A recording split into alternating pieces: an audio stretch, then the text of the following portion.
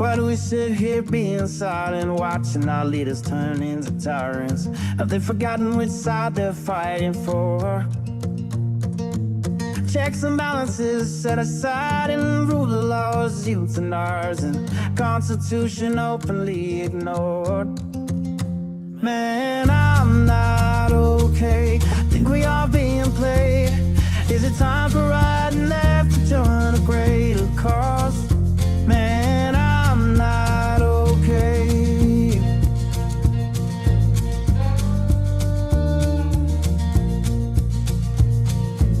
The rich claim to be victimized just to attack the marginalized. Is 1% really worth more than all the sick and poor? Always preaching about fellowship while planning their dictatorship. Now we've seen how all of this plays out before. Man, I'm not okay. Think we are being played. Time for you and I to join our country's call. Man, I'm not okay.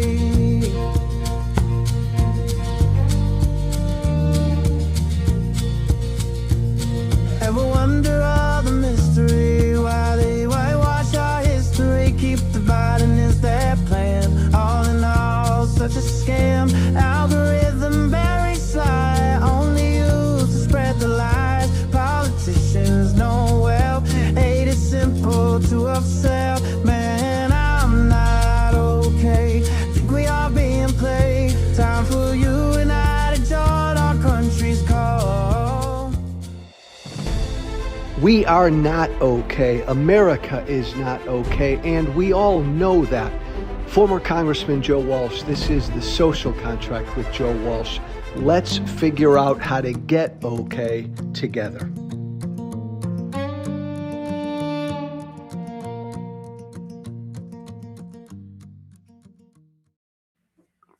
Hey, 2 questions this Thursday. How the heck did we get here?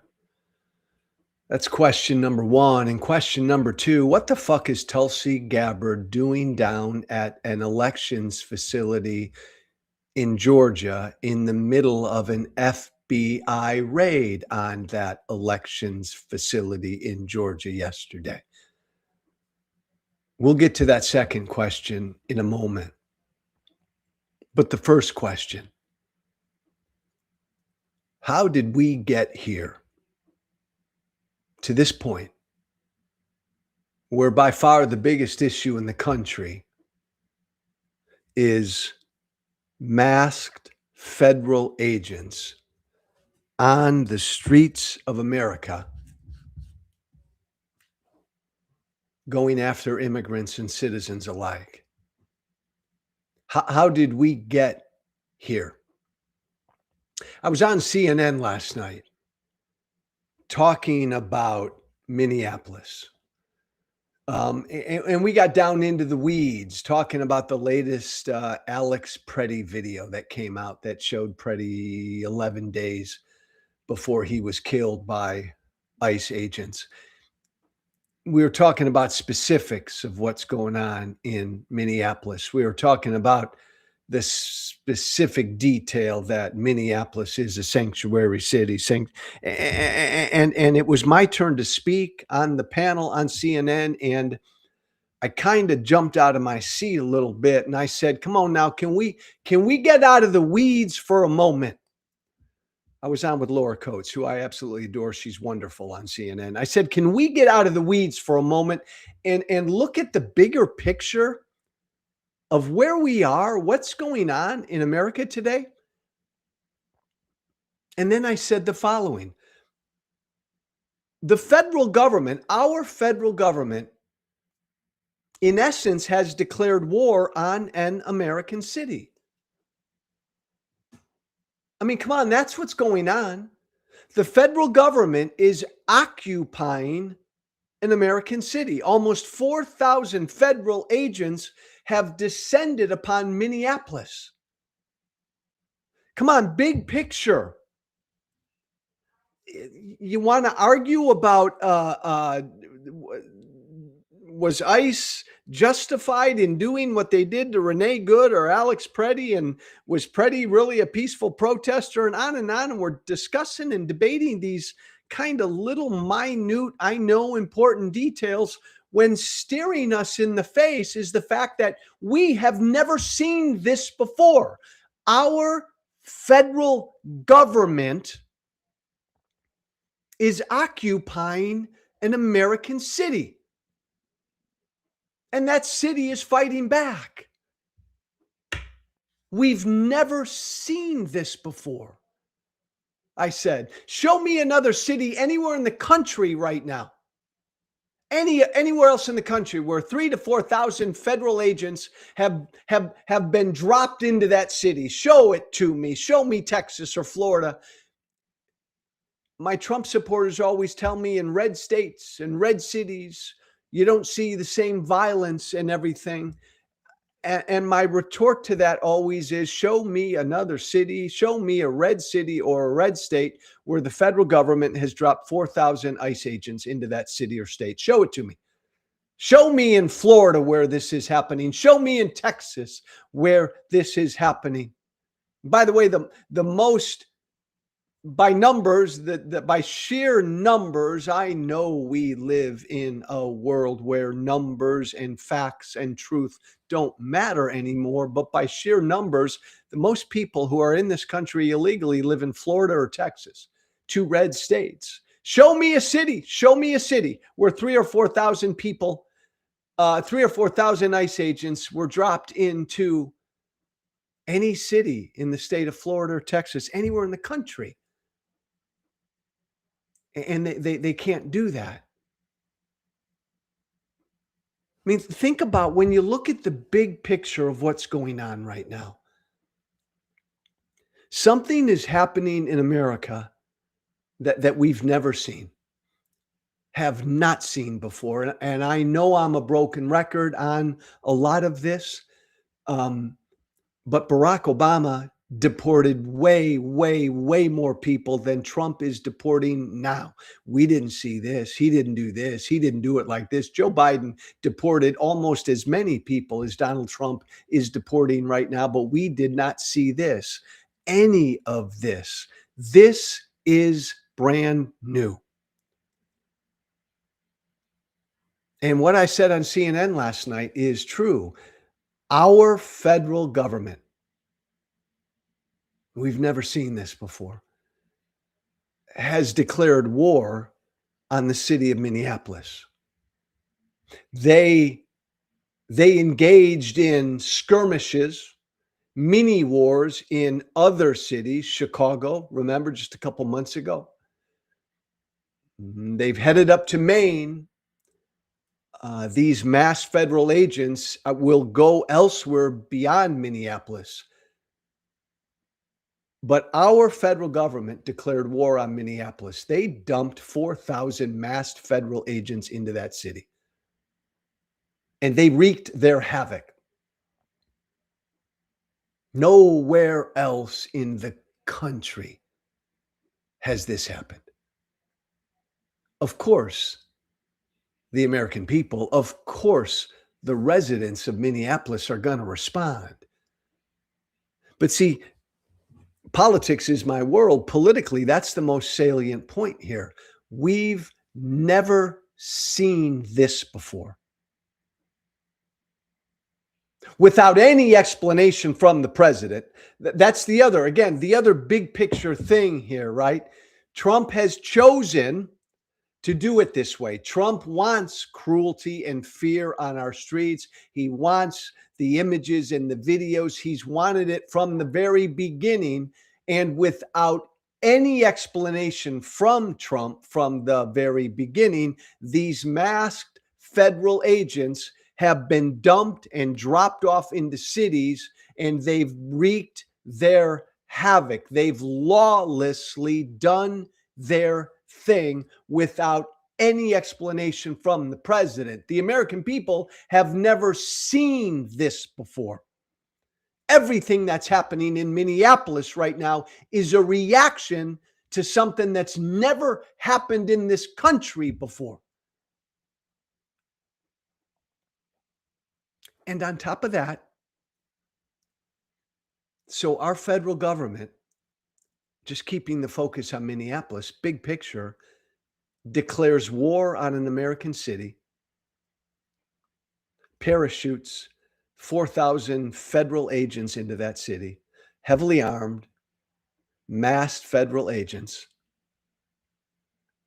And for weeks now, they deny basic constitutional rights to Americans and immigrants. They assault and kill Americans and immigrants with zero explanation from this White House. On top of that, these 4,000 federal agents who were parachuted into Minneapolis are utterly untrained and ill-prepared, and they've been acting like it.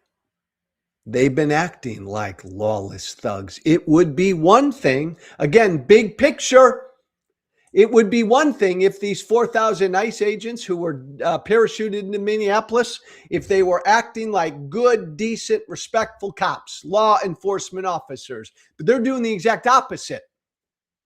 They're escalating the violence. They're abusing constitutional rights. They're pushing protesters to the ground. They're inciting the American people. They're assaulting the American people. They're detaining people without any cause, without any due process. They're killing people because they're untrained and ill-prepared.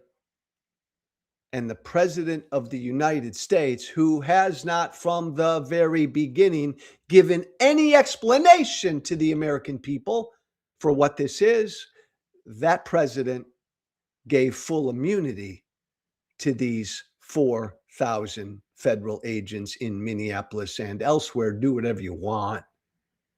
You're protected. Go after, beat up, rough up, kidnap anybody you want, you'll be protected. Kill anybody you want, you'll be protected. 4, 5, 6 days later, we still don't have any clue as to the identity of those Border Patrol agents who executed Alex Preddy. So when you put this all together, and I love to focus on the big picture, and I tried to last night on CNN. Get out of the weeds.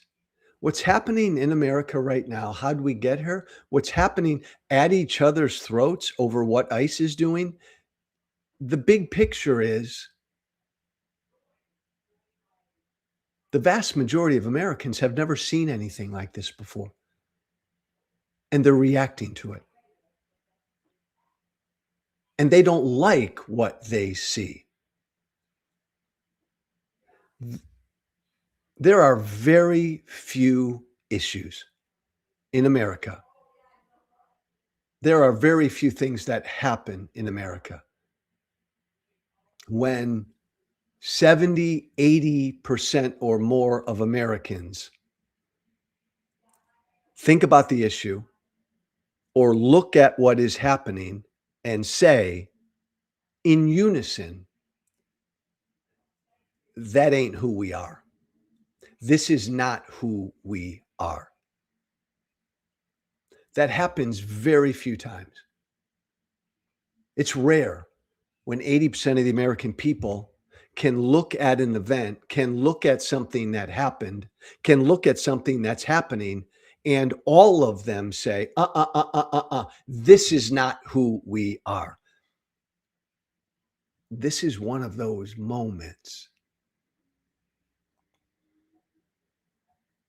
70, 80% of the American people seeing these images, seeing these videos, and they're saying quite clearly, this is not who we are. Masked federal agents parachuted into American cities, lawlessly roaming our streets. Full stop. most Americans, no matter where you stand on illegal immigration, most Americans, no matter where you stand on defending the border, most Americans say, no, this is not who we are. We don't do this in America. I want a secure border, Joe. I want to defend the border, Joe. If you're a violent criminal and you're in this country illegally, Joe, I want you the hell out of here. But we don't do this in America. We don't let heavily armed, masked federal thugs roam our streets lawlessly, utterly wreaking havoc on the constitutional rights of Americans and immigrants, inciting violence, escalating situations, assaulting people, not even caring about it, shooting people, killing people, not even caring about it. In a free society, Joe, like we are, this is not who we are.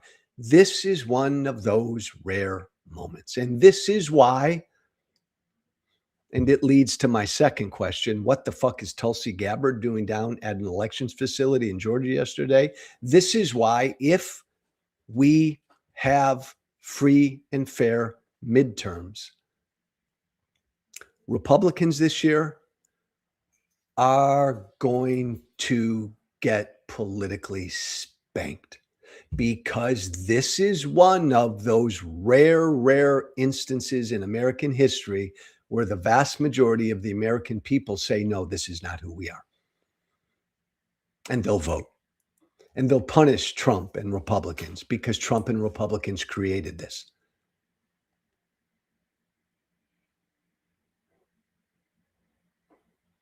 I mean, that's the big picture. We've never seen this before. I think the title of the show is Our Federal Government Has Declared War on an American City. In essence, that's what's happening. Squabble about who escalated what all you want until the cows come home. Our federal government purposely, I would argue, has declared war on the city of Minneapolis. We've never seen this before, and the American people don't like what they see. And again, last word for all of my Trump supporters who are upset with the way that Minneapolis's mayor has responded, or the governor of Minnesota has responded, or the way residents of Minneapolis and citizens of Minnesota have responded. I'm sorry. Thank God for how they've responded. They've had war declared upon them. The federal government's occupying that city. The federal government's at war with them, and the American people have risen up. The mayor of Minneapolis has risen up. The federal government's declared war on his city. The governor of Minnesota, who I don't love, has risen up, because our federal government has declared war on that state. And most importantly, the people of Minnesota have risen up and they've fought back. Thank God. That's what's happening. Something we've never seen. Federal government is occupying an American city. The people of that city have responded and are responding and are fighting back. And I'd argue that this would happen anywhere in America. I would argue that if the federal government parachuted 4,000 federal agents into Tallahassee, Florida, red Florida, and did what they're doing in Minneapolis, in Florida, the lawless, unconstitutional, brutal, cruel behavior in, say, Tallahassee, Florida, I guarantee you the good people of Tallahassee, Florida would rise up and fight back.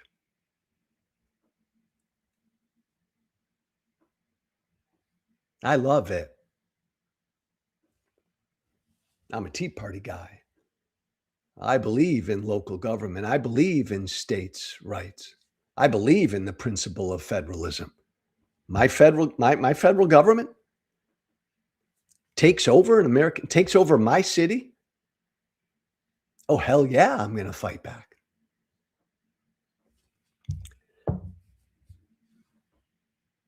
And by the way, privately, you should know, Republicans privately know that if we have free and fair elections in November, Republicans privately know they're going to get their butts handed to them. They're going to get whooped. They're saying that privately because they know what I just said, that this is one of those rare moments in American history where the American people are horrified at what they're seeing. And the reason they're horrified is because it reaches down into them what's happening on our streets, grabs them, and they know that this is not who we are. That's such a rare thing. That's the strongest kind of political emotion there is. This is not who we are. What's happening now? Immigration problem, border problem. I got you. I hear you. But this, the cruelty, the fear,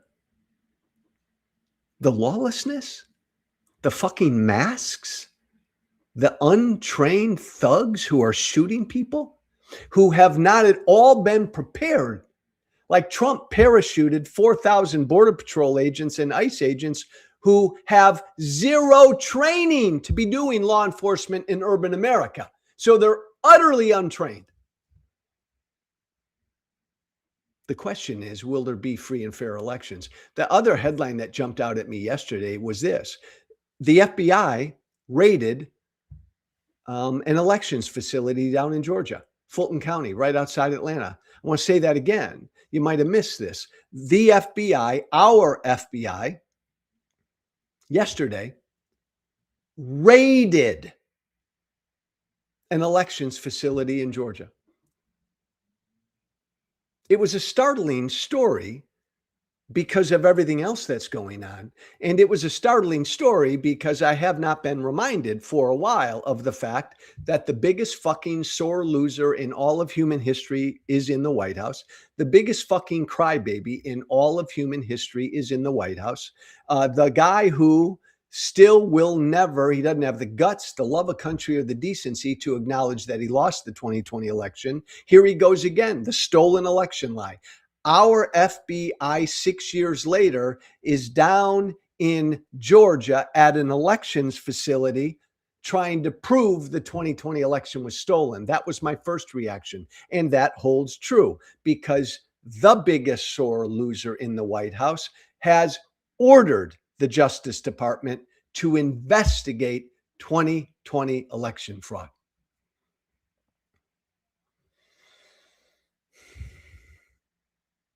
Beyond pathetic. Beyond pathetic. But then this happened yesterday. Then I saw this picture. Keith, you got that shot of her?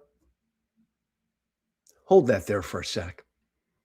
So at one level, right, this is Trump, the worst human being ever, the biggest sore loser ever, demanding the FBI try to find election fraud from 2020. Zero election fraud. It wasn't a stolen election. Joe Biden won, Donald Trump lost, but Donald Trump is the only candidate for president in American history who can never say that or acknowledge that because he's a horrible human being. But that may not be all.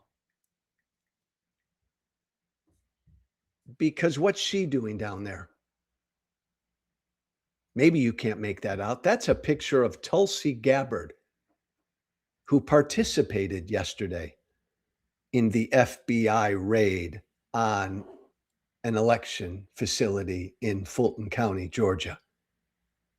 That's Tulsi Gabbard right there, kind of hiding behind a wall on a phone.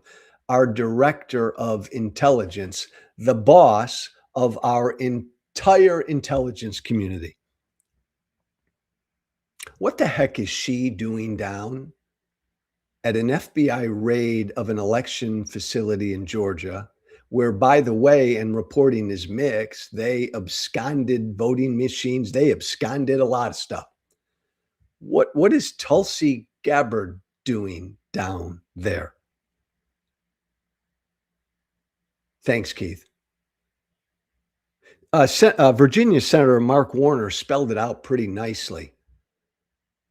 Again, asking our second question of the day today, why is Tulsi Gabbard at an FBI raid on an election office in Fulton County? Mark Warner, who sits on the Senate Intelligence Committee, said there are only two explanations for why the director of national intelligence would show up at a federal raid tied to Donald Trump's obsession with losing the 2020 election.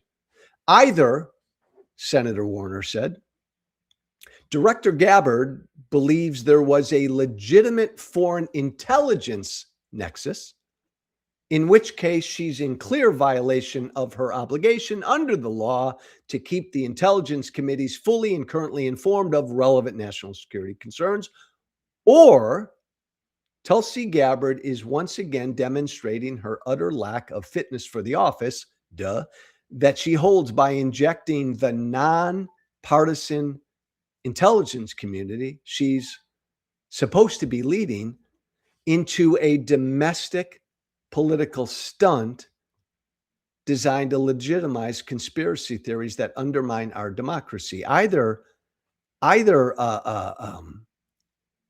scenario is a serious breach of trust that further underscores why she's totally unqualified to hold the position of director of national intelligence.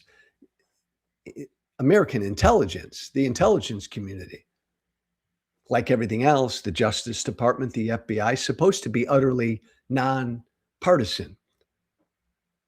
Tulsi Gabbard participating in an FBI raid of a Georgia election facility. Tulsi Gabbard, our director of national intelligence, participating in this raid to try to find evidence that the 2020 election was stolen.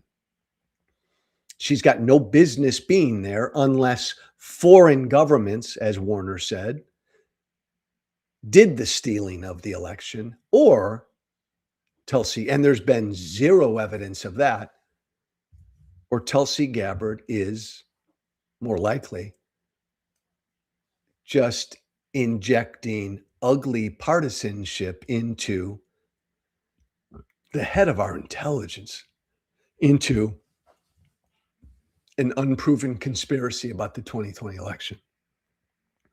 Here's the concern. Again, at one level, and by the way, this should be getting huge attention. This story yesterday, the FBI raids a Georgia election facility, makes off with a lot of stuff, investigating 2020 election fraud. This should be a major story, a major media story, but it's not as big of a story as it should be. At one level, this is simply this. We have the biggest crybaby and the biggest sore loser who's ever lived in the White House. And this is all about that sore loser crybaby ordering the FBI to engage in some sham investigation on the 2020 election. That's horrible because that's taxpayer-funded resources. That's horrible. That's sick. That's pathetic. That's dangerous. But look, right? Trump is who he is, and Trump gets to be who he is because everybody enables him. So at one level, that's really, really bad. At another level, and this is my fear too, this is Trump laying the groundwork to fuck with the 2026 midterms. This is Trump. This is the beginning of Trump's, not the beginning. This is just another step in Trump's planned operation to fuck with the midterms. Georgia is a battleground state. There's a mighty big Senate, U.S. Senate election in the state of Georgia this year. There is no doubt this is part of fucking with Georgia's election this year, which could determine control of the Senate, and injecting fear among voters in the state of Georgia. Fulton County, right outside Atlanta, a Democratic stronghold.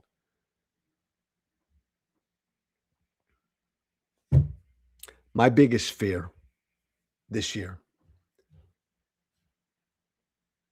is that we will not have free and fair elections. My biggest fear this year is that a country that was not ready for an American president who lost an election and then committed crimes trying to overthrow that election. My biggest fear is that country still is not ready for that same American president to try to fuck with the 2026 midterms, to try to fuck with, to try to steal, to try to cancel. My biggest fear is too many people, so many people in my new political party, the Democratic Party, still sleepwalking through what's happening right now. My biggest fear this year is that with the blue tsunami coming, remember the first part of this show, the American people, 70, 80% of us are saying this is not who we are. What ICE is doing is not who we are. Republicans are going to lose the House because of what ICE is doing. Democrats don't need to lift a finger, gang. Republicans are going to lose the House because of what ICE is doing. They may well lose the Senate because of what ICE is doing. That's it. Democrats themselves don't have to do anything if there are free and fair elections. And Trump knows that. And Trump's people know that. And the military on our streets, the shit he began to do last year, ICE doing what they're doing, it's all focused on blue cities and blue states. And now the FBI going into a blue part of a battleground state, raiding an elections facility, all part of an ugly sham investigation to simply soothe a crybaby's ego? Sure. But worse than that, to fuck with the midterms, to prevent a blue tsunami, to prevent free and fair elections? Hell yes. Wake the fuck up, my brothers and sisters. This is scary, scary shit. Trump's turned the Justice Department into his personal law firm. The head of our intelligence community, like Trump, is a Putin puppet who cannot be trusted with American intelligence. She's a conspiracist. She's an election-denying conspiracist. The head of America's intelligence community. And these poor men and women of the FBI partaking in this.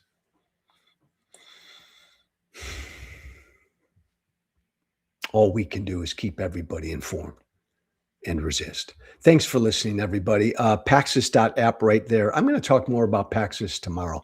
In fact, I may have somebody on working on the Paxos app, the Know Your Rights app for immigrants in this country to legally and lawfully fight back against ICE.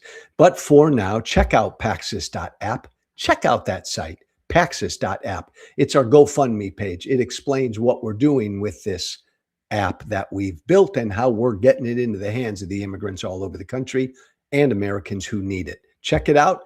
Feel free to give something if you'd like. Be part of the GoFundMe movement. My Substack, check it out.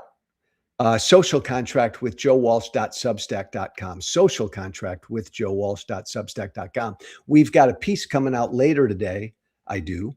A plea from this still new Democrat to my new political party. A plea from me to Democrats. in this time. Check it out. Social Contract with joewalsh.substack.com. Become a subscriber. As always, if you want to shoot me an email about anything, I'm all ears, man.